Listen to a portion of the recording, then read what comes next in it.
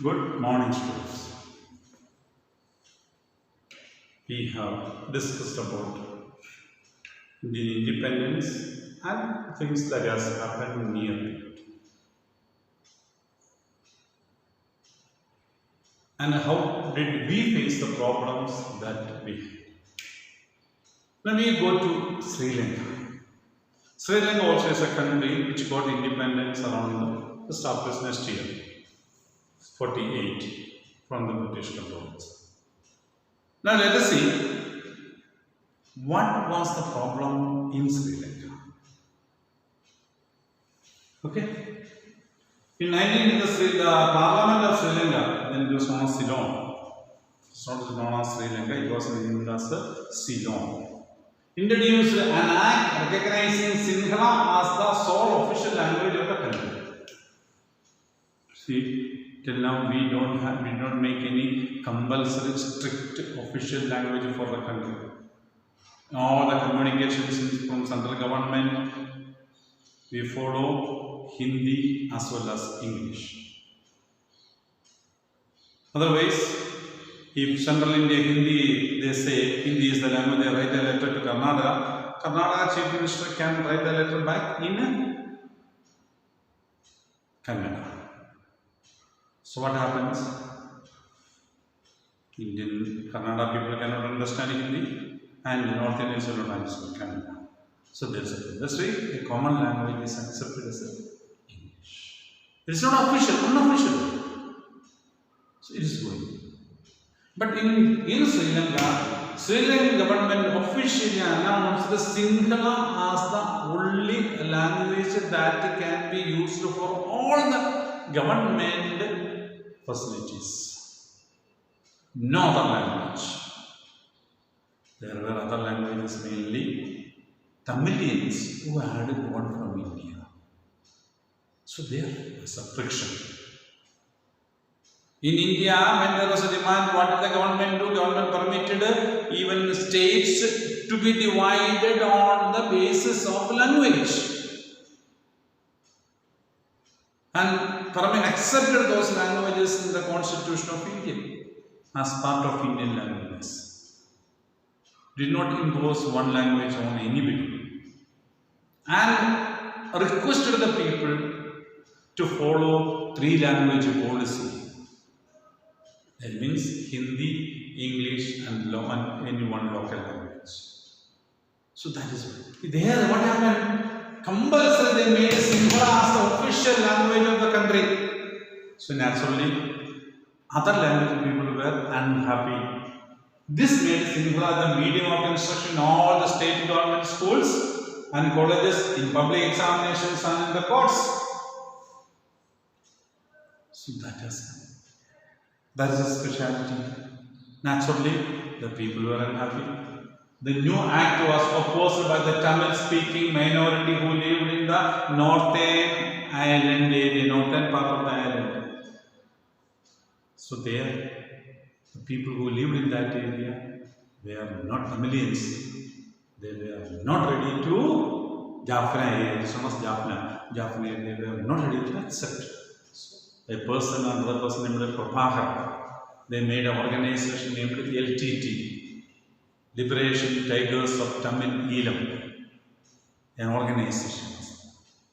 So that organization was fighting with the Sinhala government, Sri Lankan government. So armed fight was going on for the sake of the language. If Sri Lanka had agreed to accept as India has accepted, there would have been no problem. They would have lived a happy life. When you deny my language, said one Tamil MP, you deny my everything. And you are not permitting to speak my language. You deny everything. Okay, so at that time, in the modern period, language, there are translation facilities are there, all those things in computer system. At that time, there was nothing of that sort.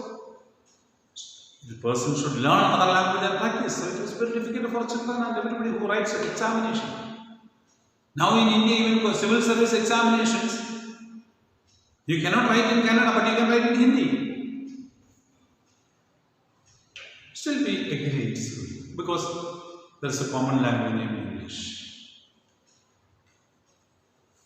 You are hoping for divided Ceylon. One another adding, do not fear. I assure you that we will have a divided Ceylon. Don't be afraid, Ceylon will be divided. These are the statements made by members of parliaments and others of Sri Lanka who were speaking Tamil language. This is a famous history. An opposition member himself, Sinhala speaking, predicted that if the government did not change its mind, insisted on act being passed to torn little leading states might yet arise out of one little state. Sri Lanka itself is a small. Now, if you are not permitting those states which are crying, may divide and go away from Tamil Nadu. Sri Lanka. And you know, till recently, around 10 years ago only, the problems of Tamil Sri Lanka is till Prabhakara was shown. It was going on. From 1950s or 60s to 2000, we can say it was going on. The fight, frictions, no peaceful bombing, and all those things. So much of problems for the people. And India also got involved. Indian soldiers, many have lost. Even Indian Prime Minister was trying to be attacked in Sri Lanka. Rajiv Gandhi. And he said he was killed by LTTs because he was against the LTT. He has formed the IPKF, Indian Peacekeeping Force in Sri Lanka. So all those things have happened.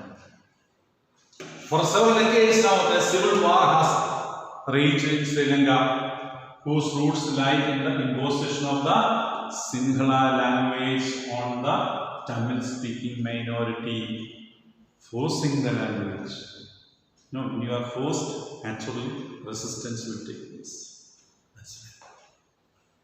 And another South Asian countries, Pakistan was divided on the basis of the religion. Bengali speakers of the East felt that their language was being suppressed. Now Bangladesh is divided. East Pakistan and West Pakistan. East Pakistan has become Bangladesh. So division has taken place. By contrast, India has managed to survive. We have already discussed about it. We have survived. We are able to be having varieties of language, varieties of culture, varieties of religion.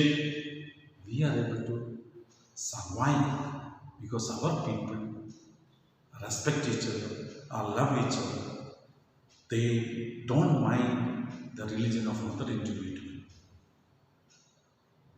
So when we live like that, we will have a peaceful, good life without the civil wars. So civil wars were there. Had Hindi been imposed on South India, there was a problem in Tamil Nadu when government wanted to impose Hindi. As Urdu was imposed on East Pakistan or Sinhala on northern Sri Lanka, India too might have seen a civil war and fragmentation. And there was strong protest on imposing Hindi from Tamil Nadu, South India. So naturally, that was imposed. It is compulsory that everybody should accept Hindi and only Hindi should be a language in India. Then definitely there would have been a problem in India.